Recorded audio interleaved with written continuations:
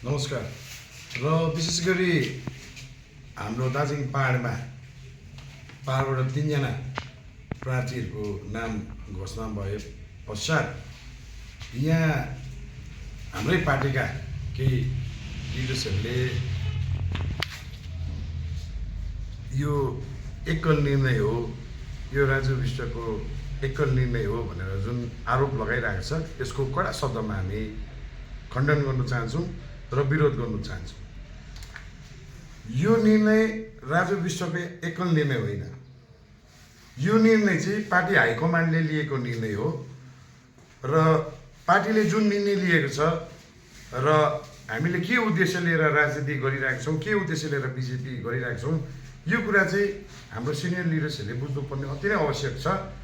र उहाँहरूले जुन आरोप लगाएको छ हाम्रो सांसद राजु विष्टप्रति कि राजु विष्टज्यूको एकल निर्णय हो यो क्यान्डिडेट चयनमा भनेर उहाँहरूले जुन आरोप लगाएको छ, यो आरोपको म कडा शब्दमा विरोध गर्न चाहन्छु र उहाँलाई सुझाउ राख्न चाहन्छु। कुन उद्देश्य लिएर हामीले भाजपा गर्दैछौँ? के हामी विधायक हुनुको लागि भाजपा गरेको हौँ? हाम्रो मुद्दा छ, तर त्यो मुद्दा भाजपाले बोकेको छ र सांसद राजु विष्टज्यूले बार सदनमा हाम्रो मुद्दा विषय लिएर कुरा गरिरहेको छ। यो समयमा हामीले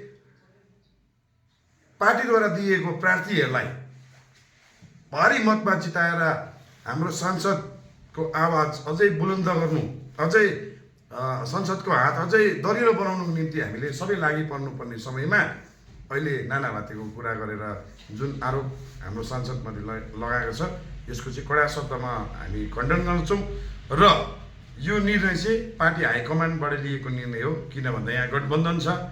अब गठबन्धनमा बसेपछि कतिवटा अब रणनीति माथिबाट हाई लेभलले तय गरेर जुन किसिमले यहाँ क्यान्डिडेट दिएको छ, यसलाई हामी पूर्ण रूपले स्वागत गर्छौँ र हामी विश्वस्त छौँ दार्जिलिङ, कालिम्पोङ, खरसाङ तिनैवटा विधानसभामा भाजपाले बहुमतले जित्नेछन् र म उहाँहरूलाई पनि फेरि सुझाउ दिन चाहन्छु, जति पनि दाजुहरूलाई सुझाउ दिन चाहन्छु, यदि तपाईँहरूले दार्जिलिङ पहाडको तराई डुवर्सको हितमा केही ल्याउनु छ, संवैधानिक व्यवस्था कुन माग लिएर हामी भाजपामा जोडेको छौँ, त्यो मागप्रति तपाईँहरू समर्पित हुनुहुन्छ भने तपाईँहरूले नानाभातीको बयानबाजी नगरेर जो प्रार्थीहरूलाई तिनटै विधानसभा साथै डुवर्सका 2टा विधानसभाबाट पनि यसपालि 2टा गोर्खा प्रार्थीहरू छ, उहाँहरूलाई जित दिलाउनु लागि सबै लागि परू भनेर म यही उहाँहरूलाई यो सुझाउ दिन चाहन्छु। धन्यवाद।